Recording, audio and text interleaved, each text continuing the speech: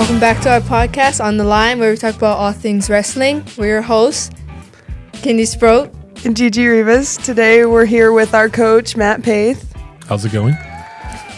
Oh, I like that. Little clap. So, how long have you been coaching? Coaching since probably I'm old, so 2009. I was born in 2009. Yeah, so was I. Dang. So yeah, 2009, I started coaching at the high school I went to back in New York, and then started branching out and going to colleges and coaching. What is the highest level of coaching you've done? Oh, college. As a head coach, college. But I've coached, athletes who at the Olympic Training Center and things like that when I go up there to do like developmental camps and things like that. Is wrestling different in New York than in Nebraska? Or would you say, which one's harder, would you say? Well, it's cultural, right? I think East Coast wrestling is completely different than any part of the country. Midwest is different than East Coast and West Coast and whatever, right? But yeah, that Northeast, New York, Pennsylvania, Ohio, New Jersey, it's kind of like religion right up there. I can see how it's different. In Hawaii, whoever was doing it was all in, or you just didn't do it at all. Yeah. And they start young. They start 4 or 5 years old, and that's pretty much all they do. They might play football in high school, but for the most part, they wrestle. You started at 5, right? Yeah. Yep. 5 years old because I was a fat kid, and that was the way to get me into exercise and lose weight. Yeah. So how has it shaped your life? I owe everything I have probably to the sport, right? I joke around and tell my wife a lot that probably the only thing I'm good at, I've been a part of wrestling now from 5 and I'm 40, so 35 years. In some capacity, either as an athlete or a coach. So, would you say, what's the difference between coaching boys and coaching girls? What would you have to say? I think the girls are easier to coach in a way because you can, the girls are more willing to learn. Boys, especially when you get into high school, have that ego, right? They know everything, right? They're full of, hormones and all that kind of stuff, and they've probably been wrestling a lot longer than the girls have. So coaching boys and you can kind of be a little harder on the boys because they're used to having that kind of hard mentality. Where girls, you kind of have to know when to dial back a little bit your practices and things like that. But I don't think I could go back to coaching boys. I'm having a lot of fun coaching girls, and I think that we get to have some goofy moments and things like that. But when it's time to work, you guys work. Yeah. So basically, girls are just better. Yeah. I mean, wouldn't go that far. But. All right. Has coaching always been an ideal in your life, or would you say that it just came about because of an opportunity one day? No, I knew from my high school coach, who was in the National Hall of Fame, that I wanted to coach. He instilled a drive in not just me, but a lot of the kids on my wrestling team that we wanted to do this. I think that I'm the only one out of that group, though, that's still involved as heavily as I am in wrestling. How mental do you think wrestling is? Mental part of wrestling is probably 90%. I think wrestling, I always joke around that we're all a bunch of head cases, right? When, you have a pre-match routine and you go through it, and sometimes things come up and you get out of that consistency, out of that pre-match routine, it messes you up and you don't compete as well. I think the prime example, we all know who Dan Gable is, right? And Larry Owens, who beat him in his final college match. And Gable contributes that loss to not having a warm-up. He said his normal warm-up was 45 minutes long, and because of who he was and the thing that he was pursuing, the undefeated college career, he had to do a lot of interviews before his match, so he only got maybe 10 or 15 minutes. So he was he was not at the level that he needed to be to compete at.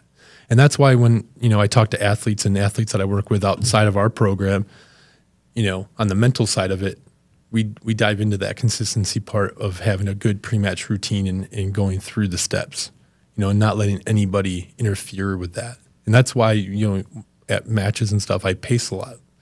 That's kind of my pre-match routine that I do for coaching.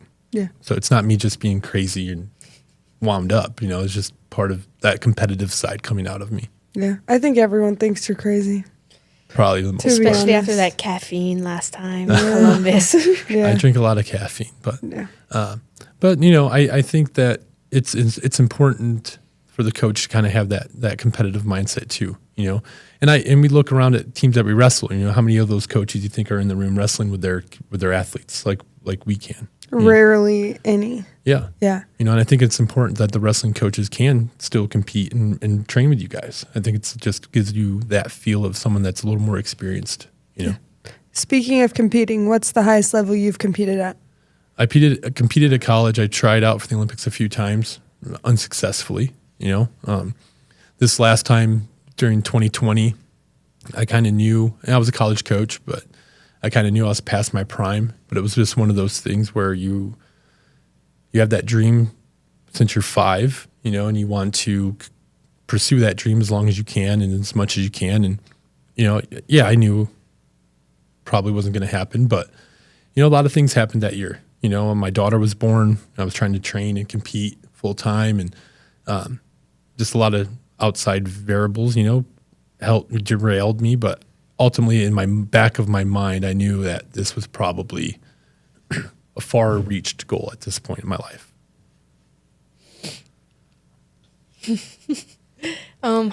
So this year, you've seen plenty of improvement between our teams and from the beginning of the year to now? Oh, God. Yeah.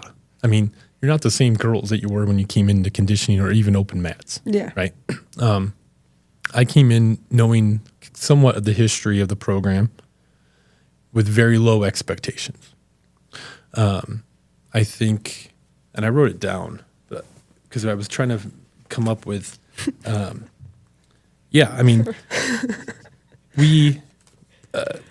think we have exceeded all my expectations by far, right? I think, as a team, we're 250 and 284 is the overall record.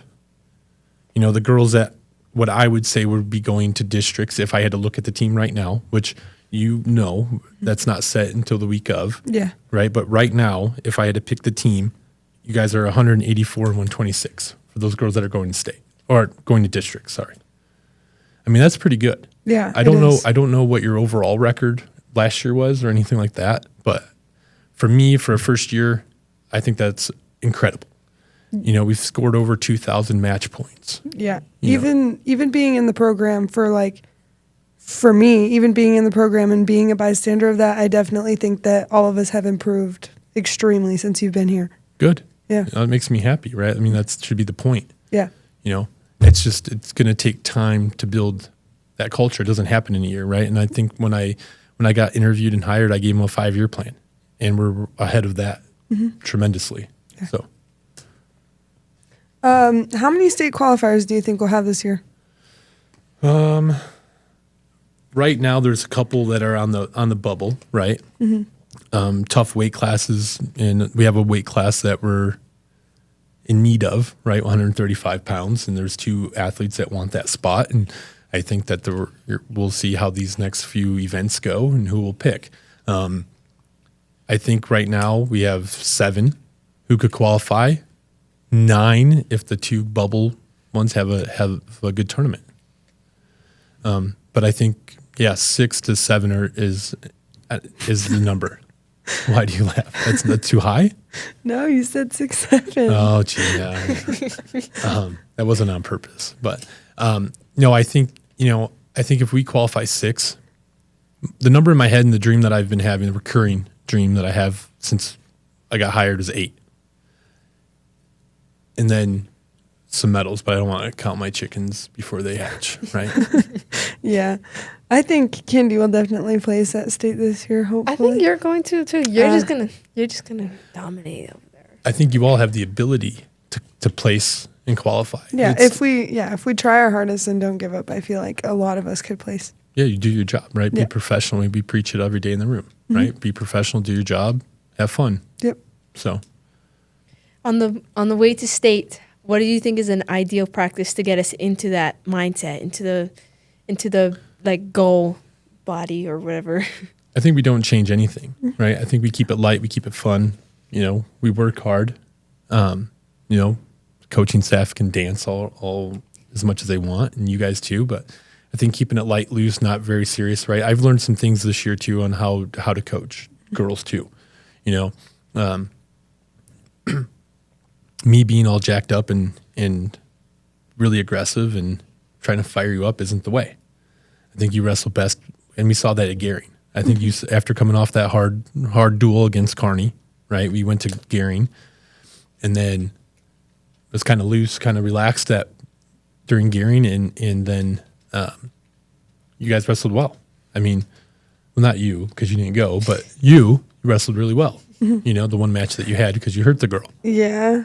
Because you hurt, You broke her. Yeah, You broke her. Yeah, So- I was telling my mom, I was like, yeah, I'm happy I got first, but I feel like I could have done way better if there were multiple girls in my bracket. I would have enjoyed it if there were more girls in my bracket. Yeah, I mean, you want matches. Yeah, I wanted to wrestle. Yeah. So when I got there and there was only one girl, I was like, great.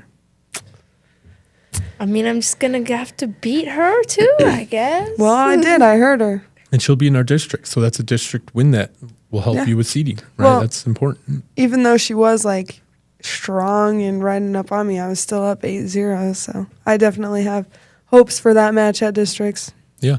And I also think too that, if you guys wrestle to the ability that the coaching staff knows, like when we're in the room, you guys look like wrestlers, right? You're drilling hard. Your drilling's so much better, right? You get after it. I think if you take that belief and you go into a match situation, you'll see a lot better outcomes. You won't wrestle scared and tensed up. We're going to go in districts just like it's another tournament, right? It doesn't matter where we place, doesn't matter how the team does, right? This is where you need to be selfish as an athlete and you need to worry about yourself. We don't care about winning district titles or anything like that, right? We want girls to get to state. Yeah. Because if you get to state, eyes are on you, college scholarship opportunities have come up. That's what we want. We don't care about the state titles or anything. Yeah, they're awesome, right? They're good to have. They're good for the program, but it's ultimately the goal for our program is to get you girls to college on scholarship. So back to that 5-year plan. What is your 5-year plan? So this year was what? I think it was like 4 qualifiers and a medal. I think that we're going to get 7 to 8 ultimately qualifiers, and out of that bunch, we could ultimately get 4 or 5 medals. I mean, that'd be a really good starting point. Down the road, 5 years from now, right? We want to be bringing team state titles to North Platte. We want to be putting girls on Team USA and representing their country out overseas, and sending you to college. And I think that that's a part that a lot of high school coaches nowadays don't emphasize on, is getting their athletes to college. It's not on you, right? I've sent, I don't know how many emails for the boys, the seniors this year, to different colleges because I've known them and I've coached them off season, right? And I'm looking forward to doing that for you guys. And this summer we'll really, for juniors, right? And you too, we'll start ramping up for me because I'll just start sending things out to every college friend I have. Yeah. You got friends in Oklahoma City? I know a few people. Why do you want to go to Oklahoma City? Yes, it's my favorite. I love Oklahoma. I heard it's really pretty there. You've I never wouldn't been? mind going there. You never been to Oklahoma? Yeah, no, I've never been. It's the first place I've been to before you. Really? Southern Plains is there. If we don't go to Northern Plains, we'll go to Southern Plains. That's in Oklahoma City. Wait, are we going to Oklahoma City? For Southern Plains, if we don't go to Northern Plains, regional for off-season wrestling, freestyle. Oh, okay. Yeah. Is it pretty up there? Yes. Cool. What's your favorite part of warming up before a meet, like as a team? I think Rob. I think Robbie P's motivational speeches. You guys, you definitely perform when he talks. Yeah. And I think that he's been a good part and a huge asset to the program. So You say wrestlers are basket cases, but I think Rob's just one. He doesn't even have to be considered a wrestler. He's just a basket case. He's period. crazy. I Like, think he just loves the sport. how so did much. the guy play basketball in high school and he knows so much about wrestling? I Like know. that still boggles my mind. You can contribute that to him taking Brody everywhere and Yeah. everywhere to wrestle. He's crazy. He said when he took Brody to these camps, he would like literally take notes on a notebook to what these coaches were doing. Yeah. And that's good. Like he's dedicated so much to this sport. And I think it's good that he's a part of our coaching staff. I agree. Yeah. I agree. Sheesh! Oh my goodness. I don't know. So how have you guys thought the season's going? Where do you think that the growth has been the most or lacking? I think it's good. I definitely think if I have seen a couple girls give up on their matches. If they haven't Yeah. given up, they definitely could have won. I think we could be doing way better if everyone wrestles to their full potential. Sure. I think if everybody tried their best in practice, like I see a lot, not saying anything bad, but sometimes I see some people slacking in practice, and I think if they pick it up, then we could be in the top placers. Yeah. Yeah. And there are some people at practice that are like, well, I want to do better, but they're consistently, showing up late and not working hard enough, Yeah. Yeah. Although that plays into it, right? Yep, definitely. A lot. And you don't think it does, but it definitely does. Yeah. Yeah. Every rep you miss is a missed opportunity, right? So Mm-hmm. Okay, thank you for joining us. I don't know. We'll see you next time. Wait, let's mention yeah. the Oh, the Sports Sports- Illustrated. yeah, you guys Yeah. were in Sports Illustrated Yeah. for this podcast. Yep. That's a huge thing. It They is interviewed cool. Gigi. What questions did they ask you?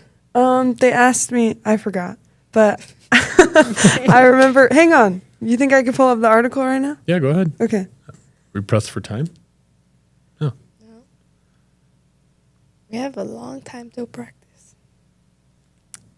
so here's a question while you're looking it up. How has, because I know there was a lot of pushback from some of the coaches, not pushback, but hesitancy, right? They were hesitant about having 2-a-day practices. How have you guys, girls, liked the 2-a-days? I personally like the 2-a-day practices, especially when we're in the wrestling room, because I feel like there's more chance to work on technique, and it's just, I find it overall better than being in the weight room. Sure. I definitely like it. I definitely think it's hard getting up in the morning, but once I'm up, I feel very productive in the morning, like getting that workout in. Yeah. Yeah.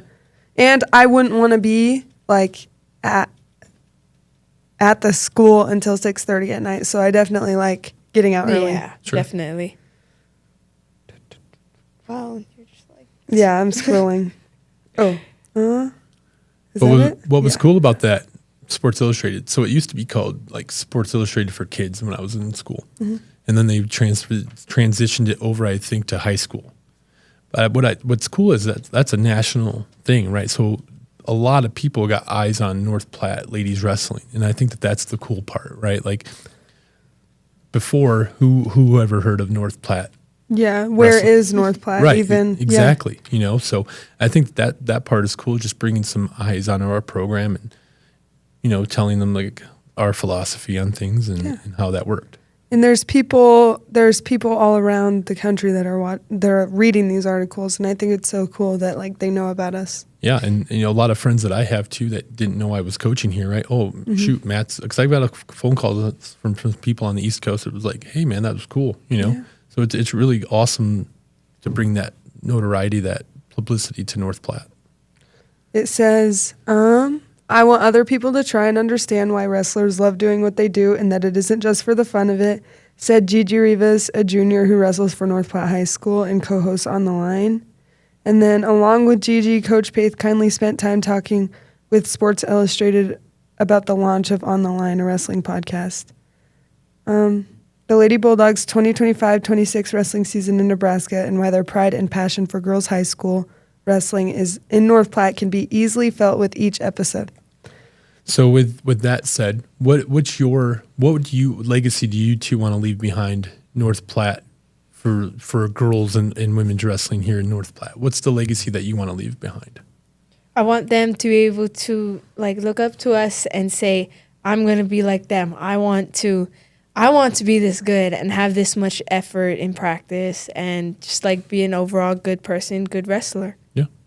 I want them to be able to look up to us as well. And I also want, like 5 years from now, us winning state team titles and state championships. Like, I definitely want little girls to be like, oh, I want to be like them. And they could grow up to be like us. Yeah. Maybe agree. even better. I agree. Yeah. Right. And I think that with us kind of inviting those middle school athletes in on our Wednesday practices, I think that helps, right? That helps build that culture, that family thing that we're trying to build here. Mm-hmm. So They'll be here in 5 years. They'll be. Right.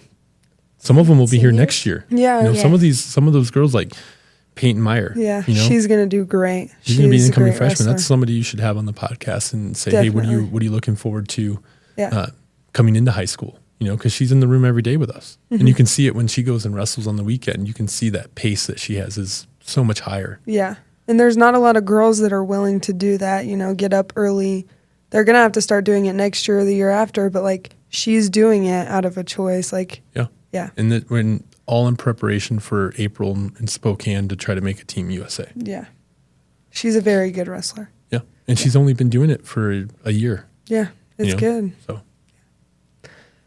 I want little Addie Pittner to be, I wish she was Oh, an eighth yeah. grader. dude, she's a little bulldog. I want her, I wish she was an eighth grader so bad. Did you see her forehead? Yeah, I did. From Yeah. Lexington, or where did they go? Kozad? Just using her head in her hand fight. It was really Yeah. good. She got a little horn growing out of her head now. Yeah. Yeah. Too bad softball's her first sport. But I just want her to be an eighth grader so I could wrestle with her for my senior year. That'd But be fun. I was like, Rob, you should have her skip a grade, like do all the work over the summer. And he was like, nah. He was like, I was trying, and then we could go back and do all the work. You got to convince Addie to do that. Yeah. Good luck.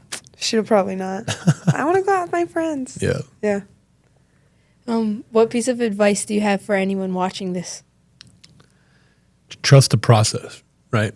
You know, trust the process with you girls doing this podcast, right? It hasn't been easy, right? It's been I've watched every episode. It's progressively getting better, right?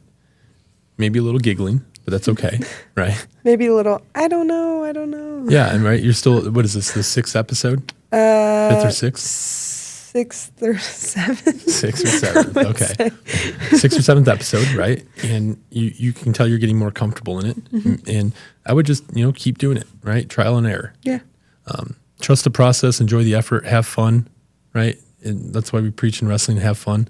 Have fun with doing this, and just whatever you do in life, just have fun. If it's not fun, it sucks. Yeah. All right. Thank you for joining us. Thank you.